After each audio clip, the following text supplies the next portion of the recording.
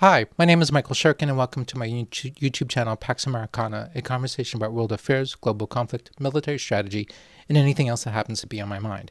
Now, I thought for this video it'd be fun to do something very different, which is to talk about my 10 favorite war novels. Now, by favorite, I'm not talking about the best war novels or the best from any kind of particular literary sense. I'm just talking about the war novels that I've read. I have not read all of them by any stretch of the imagination, and the ones that have made a mark, the ones that I think about when I think about war novels, and the ones that I tend to go back to, or the ones I tend to recommend to others. I'm going to do this in descending order from sort of the first all the way to what I think is the number one, which is what I consider to be the best war novel and the one that you absolutely need to read.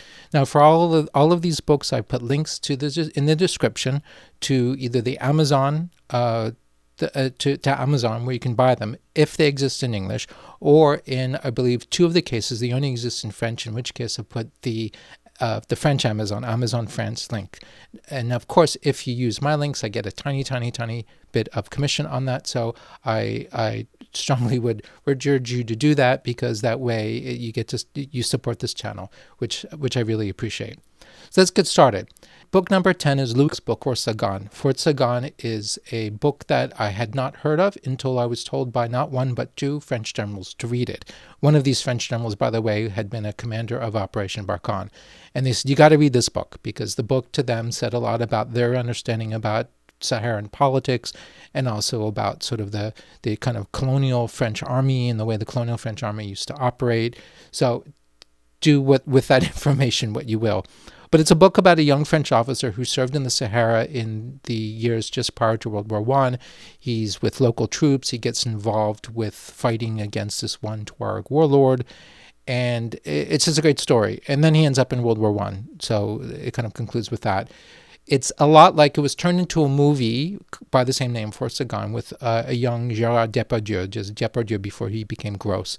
And it's kind of like a French Lawrence of Arabia. The difference is that instead of having Peter O'Toole with mascara kind of looking fawning over people, we have a young Catherine Deneuve, who's just extraordinary, and a young and achingly beautiful Sophie Marceau. That alone makes this movie worth watching, and I think better than Lawrence of Arabia. So go check that out. And that, I believe, you can get in English with subtitles or whatever. So that is available.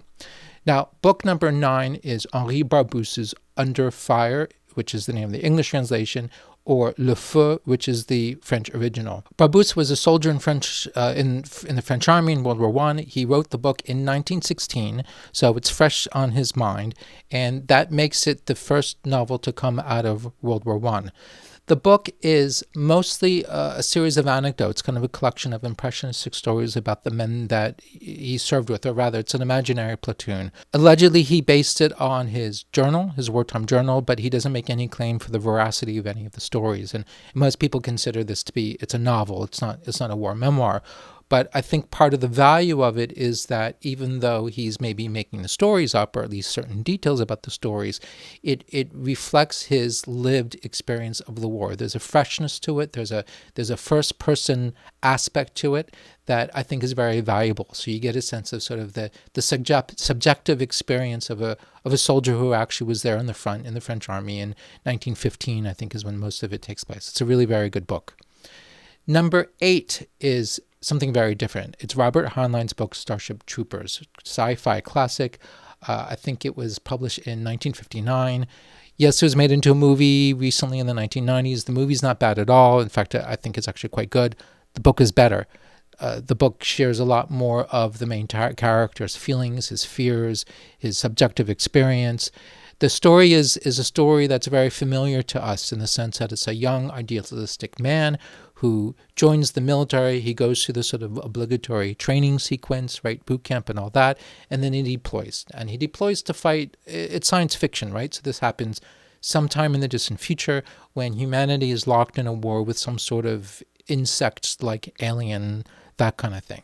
And yet, despite all the science fiction aspects of it, the fact that he's fighting aliens and he's got all this sort of super tech, and you've got these starships that transport people back and forth and that kind of thing, there's actually something that feels really realistic about it. In many ways, it is a very realistic novel and is not that different from really a lot of the other books that I'm going to talk about, or any of the books that you might have read or movies that you might have seen.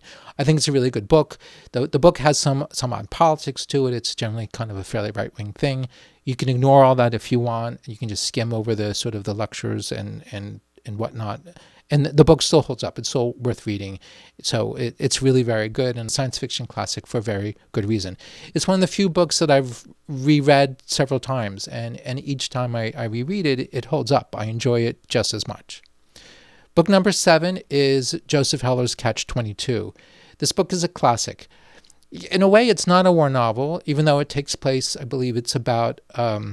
It's a bomber crew, American bomber crew based, I think, in North Africa that bombs Italy. And it's about war and they fight. But it's a book of satire. It's a book about war. It's a book about the military. It's very funny. It's almost, dare I say, I hate to use this word, but it's iconic. And of course, this is where the word Catch-22 comes from. It's a great book. I think it's a central reference, and I highly recommend reading it. I feel like everybody should read it. Just because I certainly know it's played an important part in American culture and the way Americans think about war and war novels, etc. Plus, often it's really just funny. It's a funny book. Number 6 is Ahmadou Kourouma's Allah is on Obliged. I have it right here. This is a brutal book to read. It is a fictional experience of a child soldier in the Civil War in Liberia. That was from 1989 to 1997. The story is absolutely horrific. He witnesses horrifying things. He does horrifying things. But the book, while expressing and communicating what otherwise I think is kind of unimaginable. I mean, the horrors that he lives is just unimaginable, but he can communicate it. And he does it in a way that the protagonist, even though this young person is in many ways a criminal, he never quite loses his humanity, and you as the reader never quite losing your sympathy for him. You root for him. You want him to do better. You want this experience to work out well. You want him to survive, and you want him to survive with his soul intact. It's a really good book, and I highly, highly recommend it. Also, if you know nothing about the civil wars in Africa in the 1990s, this is really a very, very good way of... It's a great introduction. I mean, it's horrifying stuff, but it's good, and it's a small book. You'll get through it very quickly. I can't recommend it highly enough. Number 5 is a Finnish book called Unknown Soldiers. I don't even know how to pronounce the name of the author. Väinö Linna. I don't know how to pronounce the first name. It's about a squad of Finnish soldiers in the Continuation War, which was from 1941 to 1944. It's a phenomenal book. It's just a great novel by any standard, but it's also interesting in that if you know nothing about the Continuation War, which I certainly didn't until very recently, this will teach you a lot about it. So it follows these soldiers as from the beginning of the war through these incredible advances as the Finns just cut through the Soviets. They get all the way up to Leningrad. They occupy much of the Soviet Union. Everything is really great. And then the war grinds to a standstill. And then there's future stalemate, followed by reverses as they start to retreat back and back towards their starting line in Finland. The book is really great. Perhaps the one challenge is that sometimes it's hard to keep track of the characters because they all have these kind of alien Finnish names, and sometimes I wish that there had been almost like a glossary just to kind of keep tabs of the dramatis personae. But beyond that, it's a very compelling book. It was also made into, I believe, maybe 3 movie versions. The most recent one is from 2017 under the title in English, I think I saw on Netflix, called Unknown Soldiers, which I highly recommend. It's just a great book, and you'll learn a lot about Finland and the Continuation War. Number 4 is a book that regrettably only exists in French. So the link I have in the description is to the French version. It has not been translated into English. And this is Pierre Schoendoerffer's book, La 317e Section, the 317th Platoon. This is a 1963 novel about the Indochina War. It recounts the story of a young French officer and his non-commissioned officer who, as they attempt to lead a group of Laotian militiamen to safety I think it's set in roughly 1954. Although it's a novel, it has a degree of authenticity owing to the fact that Pierre Schoendoerffer himself, he served in the Indochina War as a filmmaker. He parachuted into Dien Bien Phu, so he was there when Dien Bien Phu surrendered, and he went into captivity amongst all the other survivors of Dien Bien Phu.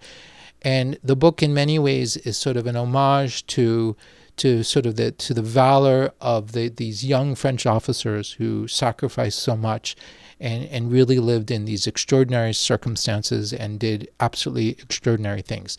This book, perhaps even more than for Saganne, is a central reference to French officers today.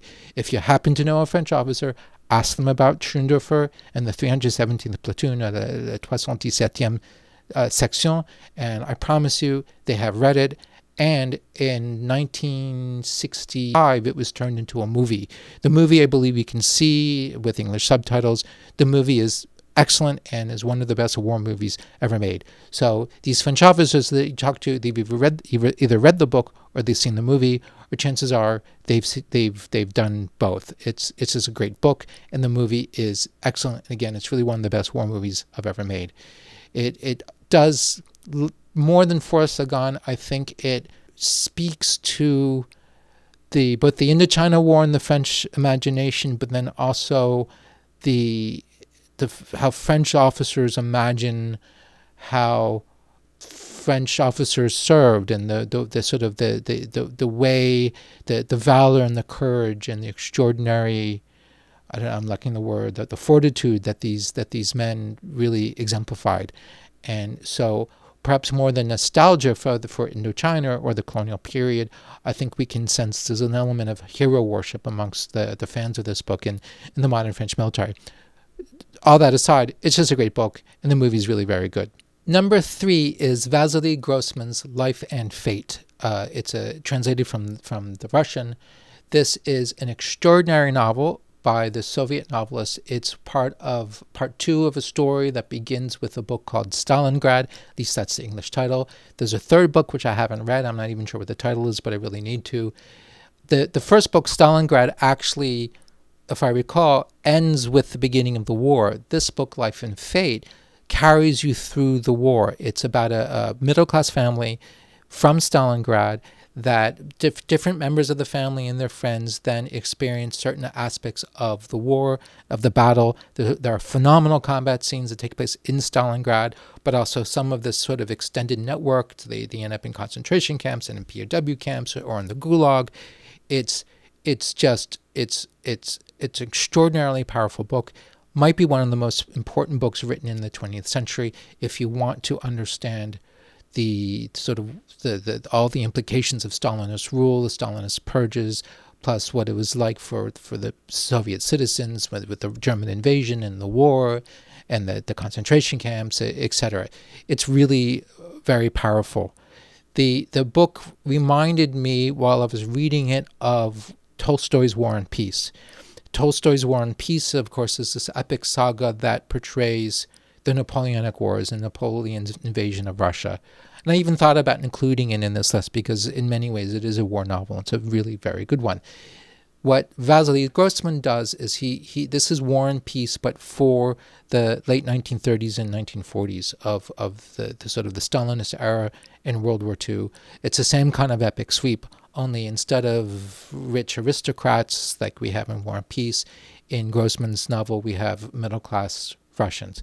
It's a really great book, and one of those books that reading it, I also thought, like, oh my God, how come I'd never heard of this book before? And why am I only now just getting to it? And this was really only a few years ago that I heard about him and picked up a copy, and it's just great. Book number 2 is Jonathan Littell's Les Bienveillantes, or The Kindly Ones. Littell is an American author who, and I'm very jealous, he wrote the book in French. I'm jealous because his ability to write in French is extraordinary. I cannot write that well in French. But the book came out in 2006 in French, Les Bienveillantes, and it very quickly won all of the most prestigious literary awards in France. And I understand why. The book is a bombshell. It is one of, in many ways, is one of the most powerful and horrifying, frankly, books that I've ever read. The protagonist of the book is a sociopathic SS intelligence officer.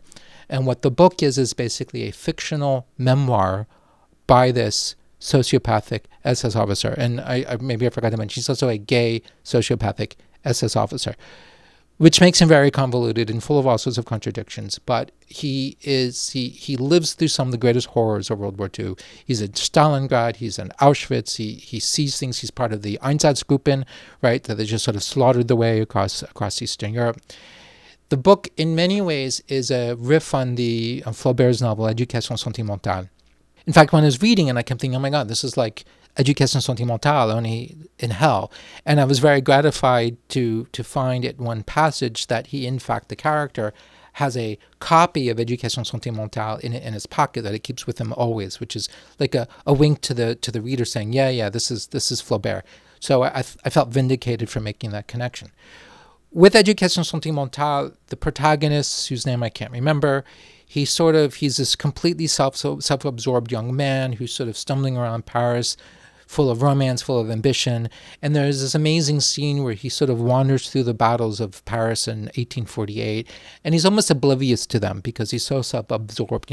People are fighting and dying, and there's revolution in the air, but he's just thinking about like his own self. He's just completely self-absorbed. In Les Bienveillantes, the protagonist is living through the horrors of World War II. He's participating in the horrors of World War II, and to a great extent, he's oblivious, up to a point. Some of the horrors he's experiencing, he does feel. He's affected by them.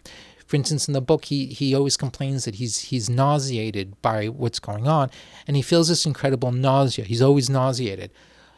And what gives the book its tension for the reader is that there's always a chance of redemption. You always have this sense that somewhere in this monster, there's a good man. And there are characters in the book that see this, recognize it, and they try to reach out for that good man and to bring him out. So as a plot device, I mean, part of the plot is just the story. He's just living in the chronology of World War II. But as a plot device, it's really driven by this capacity for redemption that he always has. But tragically, he just never quite makes it. And so, for instance, while there are all these characters who often try to save him, who try to reach for the decent person within him, more often than not, he just kills them. But the book is shocking. The violence is shocking. It's one of those things, if it were a movie, I would think it should be rated X, not because of sex or anything, but just because of the scale of the violence. It's one of the few books I've ever read where, first of all, I couldn't put it down because of what's going on, but then also sometimes in turning the page, I would say out loud, oh my God. Oh my God. I mean, it's just that gross and powerful. Not gross in a lurid way. This isn't like a snuff film or anything like that, but just the horror, like unembellished horror of being in the Einsatzgruppen and Auschwitz and all those sorts of things, just sort of experiencing it through his eyes. The other analogy that I made when I was reading the book also reminds me a little bit of Forrest Gump, where Forrest Gump kind of bumbles into these great events, and he's just kind of like he's just sort of there, and he ends up playing a role. He's kind of like a Forrest Gump, except Forrest Gump is this gentle, innocent soul, whereas the main character in this book is anything but. It's a fabulous book. I don't know for a fact if Littell was involved in the English translation, but I suspect he was. I've read that the English translation is very good, so feel free to read it in English, and I put links in the description to the original, then Bienveillantes, and then the English, the kindly ones. This brings us to book number 1, which is Erich Maria Remarque's All's Quiet on the Western Front. This 1928 German novel about World War I is sort of the mother of all modern war novels. It is extraordinarily good. The story in many ways is familiar to us, sort of like with Starship Troopers. In fact, it's hard to imagine Starship Troopers without All's Quiet on the Western Front. You have the young idealist man who, with his school buddies, he joins up, and he's full of patriotism and enthusiasm, and then he ends up in France, fighting the French, and the enthusiasm and the idealism is just blown away from him by the constant shelling, the gore, the death. There's a powerful scene where he kills this French soldier, and then he's stuck with this guy for, I think he spends the night in the shell with the body of this French soldier, and he's crushed by the regret and the remorse and sort of the tragedy of the whole thing. It's a fabulous, fabulous book. Also, the movie adaptation from 1930 by the same name, All's Quiet on the Western Front, might be the best war movie of all time. There was a recent version that is excellent in some ways, but still not as good as the 1930 movie, which, if I were to put together my top 10 list of greatest war movies of all time, it's maybe number 1 or 2 or 3, but it's certainly up there. It's great. So that's it. Those are my top 10 books. Please feel free to comment below if you have any strong feelings about any of these books, or if there are other books that you recommend and say, but what about this book? Or really, you need to read this book. This was my favorite book. So please have at it in the comments. And thank you very much. I look forward to seeing you in my next video. Bye-bye.